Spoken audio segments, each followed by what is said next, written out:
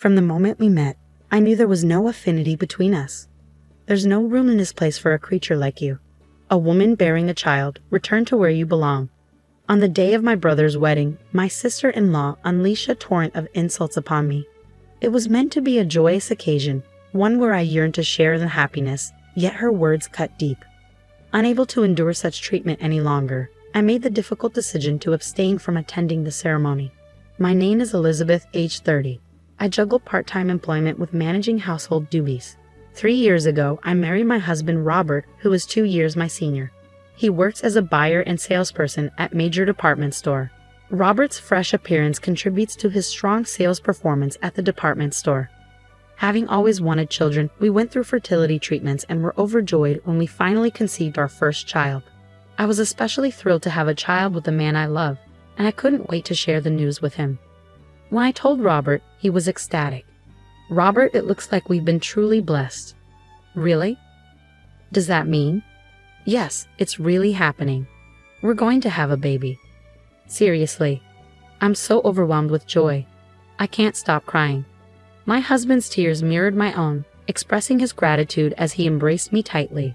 From that moment on, we eagerly anticipated the arrival of our little one, each day filled with excitement and expectation.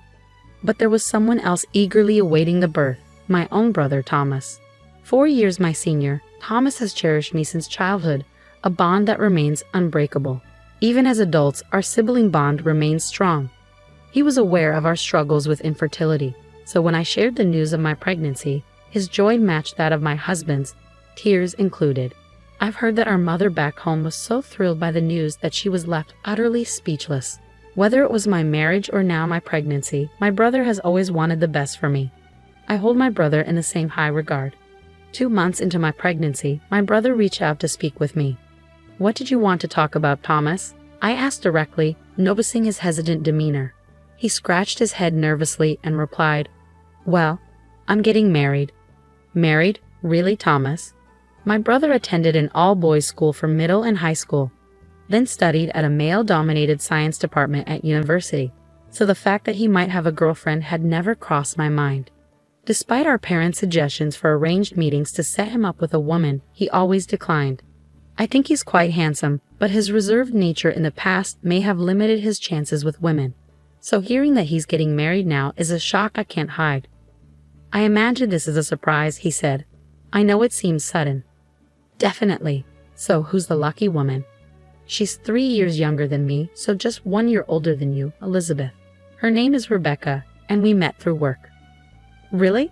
What's her connection to your job? Well, she's the daughter of the president of one of our business partners. The president's daughter? That's incredible. It sounds like something straight out of a movie. I gasped in astonishment, and my brother chuckled. You're making a big deal out of this.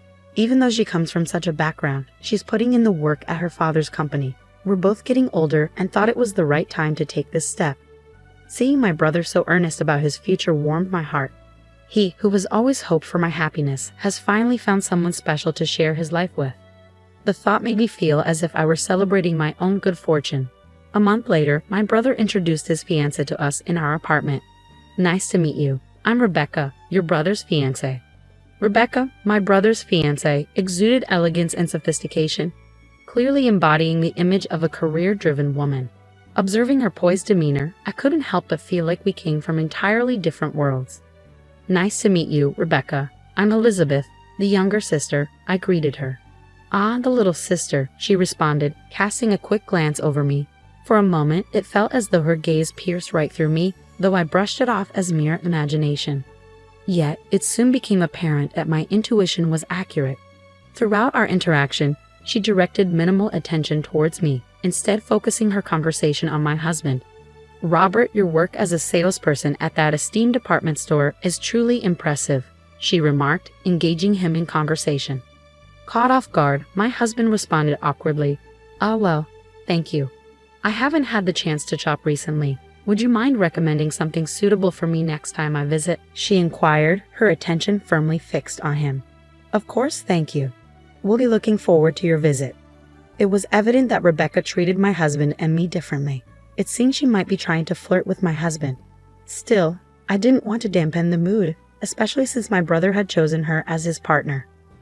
Just as my brother wished for my happiness, I wanted him to find joy as well. I couldn't let something as minor as her distant demeanor towards me affect my brother's happiness. Despite my concerns, I kept quiet. From then on, Rebecca started frequenting the department store where my husband works. That day, my husband came home and let out a sigh of frustration. Rebecca stopped by my section again today. Again. She was there just yesterday too, wasn't she? Yeah, she's buying quite a bit, which is fine, but... Even when I'm assisting other customers, she interrupts without any regard. It's causing inconvenience for the other sales staff as well. So it's becoming a bit of a hassle, you know. That does sound challenging. According to my husband, each time she visits, Rebecca makes purchases worth thousands of dollars. While it's beneficial for the store, my husband expressed concern. Despite her status as the president's daughter, her spending habits might raise some red flags. Several months later, the eagerly awaited day of my brother's wedding finally arrived. At that point, I was well into the later stages of my pregnancy, my belly prominently showing. It was a once-in-a-lifetime occasion for my dear brother. I was certain it would be a beautiful ceremony. I felt a rush of excitement as I left the house, adorned in a maternity party dress I had purchased specifically for this special day. The situation unfolded when I arrived at the venue and approached the reception desk. I'm Elizabeth Smith, the groom's sister, and this is my husband, Robert. When I provided my name to the receptionist, she seemed confused. Are you the groom's sister? Yes, I'm Thomas Harris's sister, I confirmed. That's odd, she responded. Then she said something unexpected. We were told that the groom's sister wouldn't be attending. What? That can't be right. I'm his sister. Of course I'm here. Well, we were informed that the groom's sister had other commitments and wouldn't be coming. Hold on, there must be some mistake. My husband and I were both planning to attend. Mr. Smith is listed as a guest and is confirmed. The cancellation only applies to you, sister. Huh. I found myself at a loss for words, stunned by this unexpected twist. Turning to the receptionist, my husband inquired, "Who informed you that my wife wouldn't be attending?" "It was the bride," came the reply. "Rebecca," my husband questioned, a hint of suspicion creeping into his voice. As he sensed something amiss, his expression hardened. "Could you please fetch Rebecca?" he requested firmly. Shortly after, Rebecca and a woman who appeared to be her mother approached us, confirming the unsettling truth. I confronted Rebecca directly. "Rebecca, what's going on? Am I marked as absent?" "Well, it seems that's the situation," she responded nonchalantly. "Wait just a minute. I never once indicated that I wouldn't be attending," I protested, incredulous. With a sneer, she retorted, "Your presence is of no concern to me. Elizabeth isn't coming because you're nothing but trouble. Understand?" "Huh? What are you talking about?" "Let's be clear from the start. I've never cared for you. You parade around as if you're superior just because you have a decent-looking husband and brother. From the moment we met, I've despised you. Your plain appearance doesn't match your lofty name, Elizabeth. You're nothing but an obstacle to my happiness, guide." I had sensed her coolness towards me, but I never anticipated such deep-seated hatred. Stunned, I struggled to find my voice. She glared down at me, her words cutting like ice. "Didn't I make myself clear? You're nothing but trouble. There's no room here for a pregnant eyesore like you, so leave." I stood speechless, but the shock didn't end there. To my astonishment, even her mother began spewing venomous words that I found hard to believe. "Rebecca is right. Having someone as unattractive as you at Rebecca's wedding is a hassle. It's unfortunate enough for Rebecca to be associated with you." Rebecca turned to me, my face pale, and continued, "Leave now. You're just getting in the way. You're an eyesore, an ugly pregnant woman." In that moment, the anger I had been suppressing surged within me. Just as I was about to respond, my husband intervened. "How dare you speak to my wife like that? I never imagined Rebecca could be so disrespectful." "Let's go home, Robert. It's not worth it," I said. "Are you sure?" "I don't want to stay here any longer. Let's go," I insisted, tugging my husband's arm as we made our exit from the venue. Good riddance came the parting shot from Rebecca and her mother, their insults trailing behind us. A few hours later, my brother hurried to our home, his expression weighted with regret. "Elizabeth, Robert, I'm truly sorry for Rebecca's behavior," he'd apologized. "It's not your fault, Thomas. How did the rest of the wedding unfold? I inquired. I decided to ask the guests to leave midway through. I couldn't bear to continue the ceremony after what happened to my dear sister. That was a wise decision. But why did Rebecca harbor such animosity towards me? Well, I was taken aback when I heard what happened too. Huh? I responded, unsure of where he was going with this. My brother spoke in a hushed tone. It appears Rebecca has been jealous of you, Elizabeth. Jealous.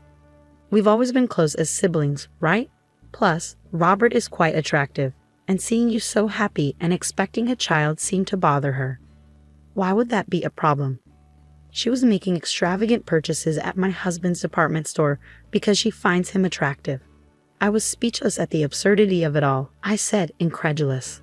Though my brother seemed concerned about me, he went on with the story. Rebecca was upset that your pregnancy would draw more attention to you than to her on her wedding day. She couldn't bear the thought of guests coming up to you and asking questions like, "How far along are you?" or telling you, "You look so happy." I can't believe she would react that way over such a trivial matter. It seems my brother, consumed by his work, had entrusted all the wedding planning to Rebecca. Whenever he tried to offer input, he was shut down with, "The bride is the focus of the day," leaving him unable to intervene. As a result, he was unaware that she had decided unilaterally to exclude me from the event. "I'm deeply sorry that my decisions have hurt you," my brother said, bowing his head in apology. The following day, my mother asked us to come home, so my husband and I hurried back. When we arrived, Rebecca's father was already there, his face flushed with anger, and Rebecca and her mother trailing behind him. He appeared quite serious. "Rebecca, don't you have something to say to Elizabeth?" he asked sternly. When prompted by her father, Rebecca clicked her tongue and erupted in protest. "Why should I apologize? I was the center of attention at the wedding. When will you stop this nonsense?" Her mother quickly backed her up, agreeing with Rebecca's outburst. "Exactly. There's no reason for Rebecca to apologize. It's all this woman's fault." Both Rebecca and her mother openly expressed their displeasure, showing no signs of remorse. Then her father, visibly trembling, found his voice. "Who do you think you're speaking to? How dare you utter such words to these individuals?" he exclaimed, his tone filled with outrage. With that, he bowed deeply before us. "I am profoundly sorry for the despicable actions of my daughter and wife. Please, I implore you, find it in your hearts to forgive us for this grievous incident." Despite his earnest pleas, forgiveness was not something I could offer easily. I spoke plainly. "Do you truly expect us to forgive you? We were unable to attend our dear brother's wedding after enduring such mistreatment. How can we possibly forgive you? But if you don't forgive us, it will cause significant trouble for our company," Rebecca's father interjected, revealing his true motives behind the apology. Rebecca's father owns a wholesaler company that deals in imported goods and maintains a business relationship with my brother's company.